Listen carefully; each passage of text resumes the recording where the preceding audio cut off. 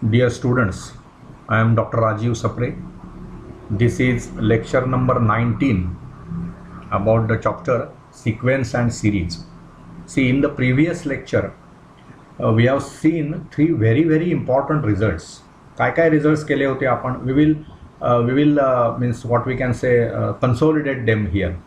So we have done these three results. Summation R taking values from 1 to n. It means what? It is 1 plus 2 plus 3 plus and so on up to n. And this is n into n plus 1 upon 2. Then we have seen summation R squared. R taking values from 1 to n. So it is 1 square plus 2 squared plus and so on up to n squared. And it is n into n plus 1 into 2n plus 1, right, upon 6. This is second formula. Third formula is summation R cube, right? Again, R taking values from 1 to n, and it is equal to, that means what? It is 1 cube plus 2 cube, etc. up to n cube. And this formula is just square of the first formula. So right hand side of first formula, n square n plus 1 squared upon 4. असे हे तीन फॉर्म्युले आपणाला म्हणजे आपण शिकलो पहिल्या या आधीच्या लेक्चरमध्ये. आता ह्याच्यावर आधारित काही प्रॉब्लेम्स आपण करू शकतो. They are very simple, nothing difficult in those problems. हे त्यांनी फॉर्म्युले तुम्हाला दिलेले आहेत. आणि कसं आहे बघा, इथे आणखी काही त्यांनी फॉर्म्युले मेन्शन केलेले आहेत. Those we can also understand की summation R running from 1 to n k into T R, म्हणजे प्रत्येक टर्मला आपण टी आर हे व्हॅरिएबल, आर हे व्हॅरिएबल आहे त्यातलं. आर इज टेकिंग, म्हणजे जेव्हा तुम्ही हे असं लिहिता ना, summation k into T r, R taking values from 1 to n, म्हणजेच काय झालं हे, दिस इज k t1, पण आर पहिल्यांदा 1 होणार, मग ते शेवटी n होणार, म्हणजे दुसरी टर्म काय होणार, k इंटू t2 एटसेट्रा, आणि शेवटची टर्म होणार k इंटू टी एन. पण म्हणजेच काय होईल, मला k कॉमन घेता येईल, आणि कंसामध्ये मग t1 plus t2 etcetera up to tn. म्हणजेच काय झालं, हे k बाहेर घेणार मी, आणि समेशन टी आर झालं हे, R taking values from 1 to n. तोच हा फॉर्म्युला आहे. आणि naturally k is non zero, कारण k झिरो असेल तर सर्वच झिरो होणार आहे. Left hand side right hand side both are zero. तसंच इथे दोन समेशन, म्हणजे summation of addition is addition of summations. म्हणजे हा काय फॉर्म्युला आहे बघा, summation of A R plus B R, आणि R taking values from 1 to n. मी हे एनलार्ज करतो जरा, म्हणजे ह्याचा अर्थ काय झाला बघा, पहिल्यांदा आर 1 असणार, म्हणजे हे पहिल्यांदा ब्रॅकेटमध्ये काय येणार, a1 प्लस b1. मग आरची व्हॅल्यू ह्या 2 असणार, म्हणजे ब्रॅकेटमध्ये काय येणार, a2 plus b2 etcetera plus and so on. Finally आरची व्हॅल्यू एन असणार, म्हणजेच काय येणार, A N plus B N. न व्हॉट आय कॅन डू, ह्या सर्व एच्या टर्म्स एकत्र घ्या एका ब्रॅकेटमध्ये, म्हणजेच मला एच्या टर्म्समधून काय मिळेल, a1 plus a2 etcetera up to A N, आणि तसंच मग plus b1 plus b2 etcetera up to B N. पण म्हणजे ह्याचाच अर्थ काय आहे, this is summation A R actually, R taking values from 1 to n, आणि this is summation B R, R taking values from 1 to n. So this is proved की summation R running from 1 to n, A R plus or minus, we can see plus or minus जर असेल तर इथे पण plus or minus येईल, आणि इथे plus or minus येईल. ओके, म्हणजे जर a r minus b r असेल तर इथे तुमचं काय होणार बघा, इथे a1 मायनस b1 होईल, इथे मायनस साईन येईल ना, इथे minus sign, plus or minus, इथे पण प्लस ऑर मायनस, इथे पण प्लस ऑर मायनस असं येणार. आणि त्याच्यामुळे ते काय होईल, समेशन, हे बघा आता मग ते काय होणार, a1 plus a2 plus a3 up to an, आणि मग मायनसमध्ये मायनस साईन येणार. म्हणजे ते असंच इथे तुम्ही summation A R plus or minus b R, R taking values from 1 to n will be summation A R plus or minus 1 plus or minus summation B r, असे हे फॉर्म्युले आहेत. सो ते काही फार असं कठीण नाही आहे. तुम्हाला मेन इश्यू काय आहे की हे तीन फॉर्म्युले तुम्हाला चांगले लक्षात पाहिजेत. मग ह्याच्यावर कितीही प्रॉब्लेम्स आपण सोडवू शकतो डिपेंडिंग ऑन दीज फॉर्म्युले. ठीक आहे, तर आपण आता काही यातले प्रॉब्लेम्स ट्राय करूया. म्हणजे मी तुम्हाला सांगतो त्याची काय पद्धत असते प्रॉब्लेम सोडवण्याची. बघा आता इथे तुम्हाला त्यांनी सांगितलेलं आहे इव्हॅल्युएट. बघा काय सांगितलं आहे हे बघा. आपण हे प्रॉब्लेम्स अतिशय सोपे आहेत. हे बघा आता इथे पहिला प्रॉब्लेम बघा इव्हॅल्युएट. जरी तो एक्झरसाइजमध्ये त्यांनी सॉल्व करून दिलेले असले सॉल्व्ड एक्झाम्पल्स, तर यांचा अभ्यास आपण केला पाहिजे. तर इथे तुम्हाला काय त्यांनी विचारले बघा इव्हॅल्युएट. इव्हॅल्युएट या शब्दाचा आधी अर्थ काय, फाइंड द व्हॅल्यू ऑफ. कशाची व्हॅल्यू काढायची आहे, तर summation R taking values from 1 to n आणि कंसामध्ये लिहिलं आहे 8r-7. म्हणजेच काय होईल बघा, summation R running from 1 to n 8r हे पहिलं minus summation R running from 1 to n 7. दोन टर्म्स आहेत ना या. 8r ही एक टर्म, 7 ही दुसरी टर्म, मध्ये मायनस साईन आहे म्हणून मध्ये मायनस दिली आपण. अँड नाव यू नो आत्ताच आपण प्रूव्ह केलं तर हा जो 8 आहे हा कॉन्स्टंट आहे, तो आपण समेशनच्या बाहेर घेऊ शकतो. त्यामुळे 8 into summation R taking values from 1 to n r आणि मायनस काय होणार बघा, summation R running from 1 to n of 7. मग हे समेशन आरचा फॉर्म्युला वापरायचा. आता हे सर्व प्रॉब्लेम्स कशावर अवलंबून आहेत, तर समेशन आरचा formula R taking values from 1 to n काय आहे तो फॉर्म्युला, तर n into n+1 divided by 2. So you use it here. So it will be 8 into n+1 divided by 2 and minus. Now this is what, हे नीट समजावून घ्या. 7 is appearing each time. R taking, इथे R नाहीच आहे ना, त्यामुळे प्रत्येक वेळी 7 इज इंडिपेंडंट ऑफ आर. इथे कसं आहे बघा, आर आहे तो आरवर अवलंबून आहे. आरची व्हॅल्यू 1 असेल त्यावेळी इथे 1 असणार, आरची व्हॅल्यू 2 असेल त्यावेळी इथे 2 असणार. That means this summation is depending or this term is depending on r. Here this is independent of r, it is just 7. तर तुम्ही आरची व्हॅल्यू काहीही बदला ते 7च राहणार. म्हणजे अशा किती टर्म्स होणार, त्या n टर्म्स होणार. प्रत्येक वेळी त्या टर्मची व्हॅल्यू किती आहे, 7. म्हणजेच काय झालं बघा, 7 + 7 + 7 असं तुम्ही n वेळा करता आहात, n times. So what will be that, 7 + 7 2 वेळा केलं की 2 × 7 झालं. 7 + 7 + 7 इट इज 3 × 7. तसं n times. So this is 7 × n. म्हणजेच काय होणार बघा, हे हा 8 आणि भागिले 2 म्हणजे 4 होणार. 4 then what, n × n+1 4 into काय होणार ते, n × n+1 - 7n. म्हणजेच काय होणार बघा, 4n² + 4n आणि -7n. म्हणजेच किती झालं, 4n - 7n is -3n. So 4n² - 3n हे त्याचं ॲन्सर झालं. आणि मग तुम्ही व्हेरीफाय करायचं, आपण एनची पर्टिक्युलर व्हॅल्यू टाकून बघायचं. एन समजा मी 3 टाकला तर पहिल्या 3 टर्म्सची बेरीज होईल. पहिली टर्म काय होईल, आरची व्हॅल्यू 1 असणार. म्हणजे काय होईल, 8 × 1 - 7 म्हणजे 1च. मग हे व्हेरीफाय करतोय आपण n3 असताना, right. This is not actually part of the problem, this is just verification that we are doing. Whether your answer is right or not right, that is what we are trying to verify. मग n जर मी 3 टाकला तर 3 टर्म्सची बेरीज मी करणार, कारण r taking values from 1 to 3 होणार ते. सो 1, 2 आणि 3 अशा आरच्या व्हॅल्यूज होणार. मग पहिल्यांदा ज्यावेळी तो n 1 असेल त्यावेळी हे किती होणार, 8 × 1 - 7 म्हणजे 1. आर 2 असेल त्यावेळी किती होणार, 8 × 2 16 - 7 म्हणजे +9. ओके. आणि आर ज्यावेळी 3 असेल त्यावेळी 8 × 3 24 - 7 म्हणजे 17 होईल ते. मग हे ॲडिशन किती झालं, 17 आणि 9 26 आणि 1 27.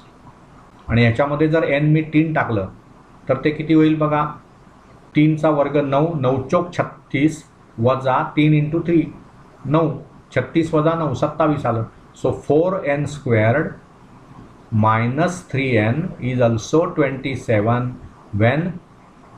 when n is 3. So this is verified.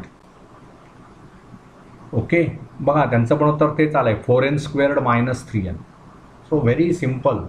आपल्याला फक्त ते 3 फॉर्म्युले चांगले तयार पाहिजेत. Once you are well conversant with those फॉर्म्युले, स्ट्रॉंग विथ फॉर्म्युले, गणितामध्ये तुमच्या लेवलला जे अपेक्षित आहे त्याच्यामध्ये काहीही कठीण नाही आहे, हे तुम्ही लक्षात घ्या.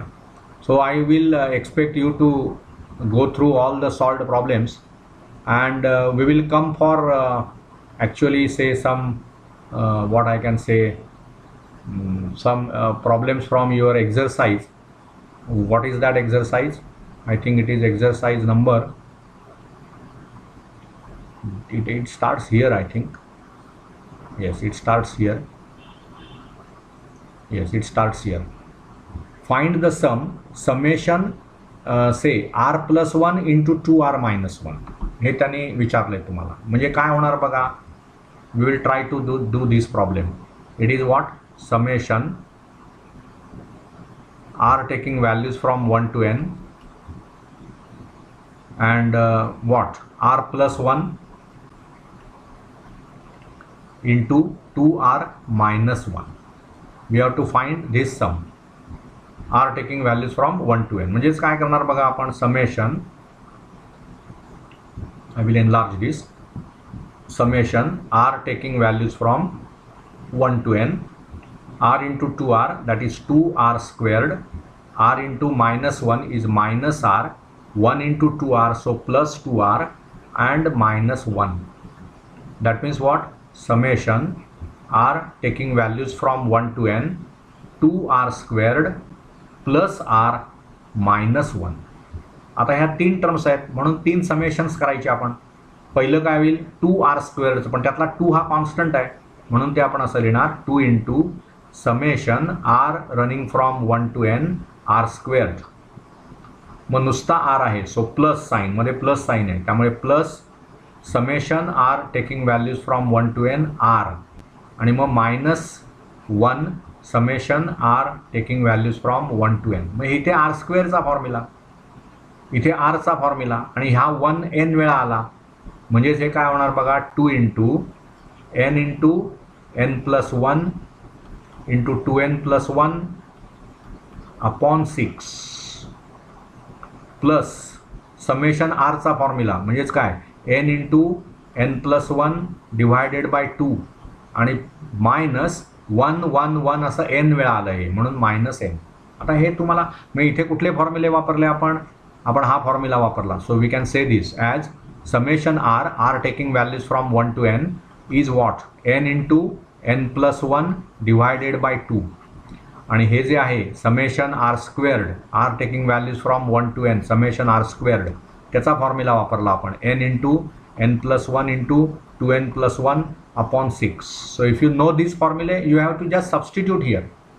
आणि हे जे 2r स्क्वेअर्ड होतं त्यातला 2 आपण समेशनच्या बाहेर घ्यायचा, का तर तो कॉन्स्टंट आहे, इथे काही नव्हताच इश्यू. आणि हे काय आहे, मायनस 1 ते n वेळा r running from 1 to n, म्हणजेच मायनस 1 मायनस 1 मायनस 1 असं n वेळा येणार, म्हणजेच मायनस n होणार. आता काय होईल बघा, इथे तुम्हाला आधी हा गुणाकार करता येईल आपल्याला.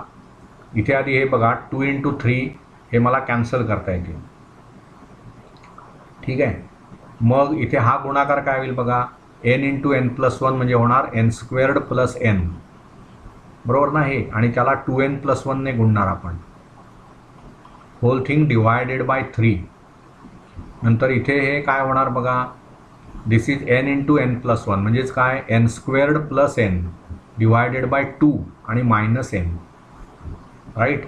मग आता इथे मला काय करता येईल, कॉमन त्याचा डिनॉमिनेटर 6 करा, म्हणजे इथे काय होणार, हा आधी गुणाकार n स्क्वेअर्ड आणि 2nचा गुणाकार म्हणजे 2n क्यूब, मग n स्क्वेअर्ड आणि 1चा गुणाकार म्हणजे प्लस n स्क्वेअर्ड, मग हे n आणि 2nचा गुणाकार म्हणजे 2n स्क्वेअर्ड, आणि मग हा n आणि 1चा गुणाकार म्हणजे प्लस n, मग प्लस आता इथे 2 आहे छेद, मला 6 करायचा आहे, बरोबर ना.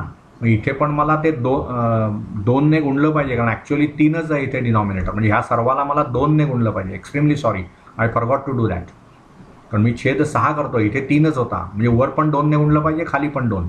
तसंच इथे 2 असल्यामुळे वर मला 3 ने गुणलं पाहिजे, तर डिनॉमिनेटर 6 होणार त्याचा. इथे 2 आहे ना, मग 3 ने गुणलं की काय होणार, ते 3n स्क्वेअर्ड प्लस 3n, आणि इथे मग डिनॉमिनेटर 1च आहे. So to make it 6, I have to multiply by 6. So minus 6n. आता काय होईल बघा, this is 4n cube मग हे एन स्क्वेअर आणि 2n स्क्वेअर्ड म्हणजे 3n स्क्वेअर्ड, त्याला 2ने गुणताय तुम्ही म्हणजे 6n स्क्वेअर्ड.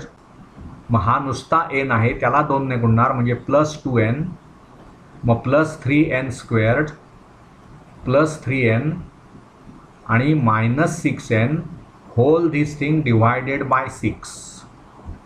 म्हणजेच बघा 4n क्यूब, मग हे 6n स्क्वेअर्ड, हे 3n स्क्वेअर्ड म्हणजे झाले 9n squared.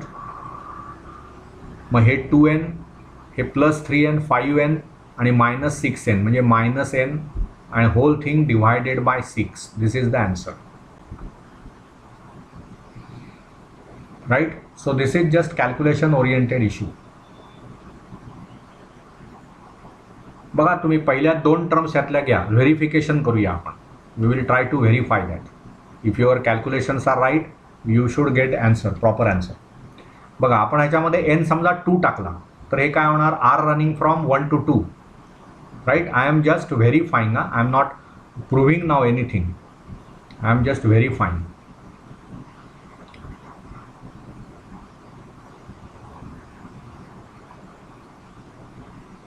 So we are putting n is equal to 2. त्यामुळे हे काय होणार बघा, पहिल्यांदा r ची व्हॅल्यू 1 टाकली आपण, मग हे 1 प्लस 1 म्हणजे 2 होणार इंटू 2r मायनस 1. n ची व्हॅल्यू आपण r ची व्हॅल्यू 1 टाकतोय म्हणजे हे 2 झालं. 2 इंटू r आहे ना, म्हणजे 2 इंटू 1 मायनस 1 म्हणजे नुसता 1 झाला. त्यामुळे पहिली टर्म 2 आहे नुसती ती. प्लस r ची व्हॅल्यू 2 टाका म्हणजे हे 2 प्लस 1 म्हणजे 3 झाले. आणि इथे किती झालं, 2r मायनस 1 म्हणजे 4 वजा 1 म्हणजे ते 3 झालं. मग हे 3 त्रिक 9 आणि 2 म्हणजे 11 झालं. आता ह्या फॉर्म्युल्यात n ची व्हॅल्यू 2 टाका, हे 11 झालं ना तुमचं. म्हणजे हे काय आहे, summation r plus 1 into 2r minus 1, r taking values from 1 to 2. आता इथे काय होणार, n ची व्हॅल्यू जर मी 2 टाकली तर किती होणार, 2 चा घन 8 चोक 32. म्हणजे आपण आता हे जे काय आहे ना एक्सप्रेशन, आपण याला a म्हणूया, याच्यामध्ये n ची व्हॅल्यू 2 टाकतोय. म्हणजे ही राईट हँड साईड आहे ना तुम्ही काढलेली.